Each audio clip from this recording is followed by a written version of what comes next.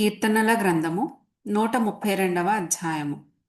యెహోవా దావీదునకు కలిగిన బాధలన్నిటినీ అతని పక్షమున జ్ఞాపకము చేసుకొనుము.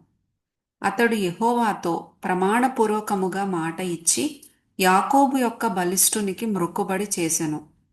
ఎట్లనగా, యెహోవాకు నేనొక స్థలము చూచు వరకు, యాకోబు యొక్క బలిష్ఠునికి ఒక నివాస స్థలము నేను చూచు వరకు, నా వాసస్థానమైన గుడారములో నేను ప్రవేశింపను.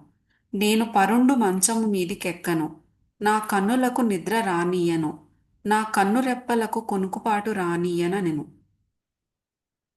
అది ఎఫ్రాతాలో నున్నదని మేము వింటిమి. యాయరు పొలములలో అది దొరికెను. ఆయన నివాస స్థలములకు పోదము రండి. ఆయన పాదపీఠము ఎదుట సాగిలపడుదము రండి. యెహోవా లెమ్ము, నీ బలసూచకమైన మందసముతో కూడా రమ్ము. నీ విశ్రాంతి స్థలములో ప్రవేశింపుము. నీ యాజకులు నీతిని వస్త్రము వలె ధరించుకొందురుగాక. నీ భక్తులు ఉత్సాహగానము చేయుదురుగాక. నీ సేవకుడైన దావీదు నిమిత్తము నీ అభిషిక్తునికి విముఖుడవై ఉండకుము. నీ గర్భఫలమును నీ రాజ్యము మీద నేను నియమింతును.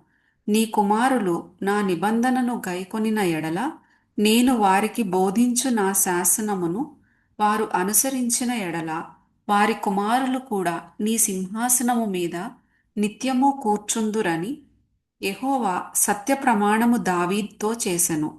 ఆయన మాట తప్పనివాడు. యెహోవా సియోనును ఏర్పరచుకొని ఉన్నాడు. తనకు నివాస స్థలముగా దానిని కోరుకొని ఉన్నాడు. ఇది నేను కోరిన స్థానము. ఇది నిత్యము నాకు విశ్రమ స్థానముగా నుండును.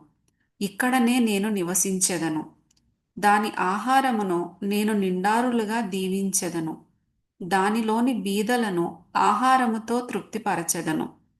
దాని యాజకులకు రక్షణను వస్త్రముగా ధరింపజేసెదను. దానిలోని భక్తులు బిగ్గరగా ఆనందగానము చేసెదరు. అక్కడ దావీదునకు కొమ్ము మొలవజేసెదను. నా అభిషిక్తుని కొరకు నేనచ్చట ఒక దీపము సిద్ధపరచి ఉన్నాను. అతని శత్రువులకు అవమానమును వస్త్రముగా ధరింపజేసెదను. అతని కిరీటము అతని మీదనే యుండి తేజరిల్లును అనెను.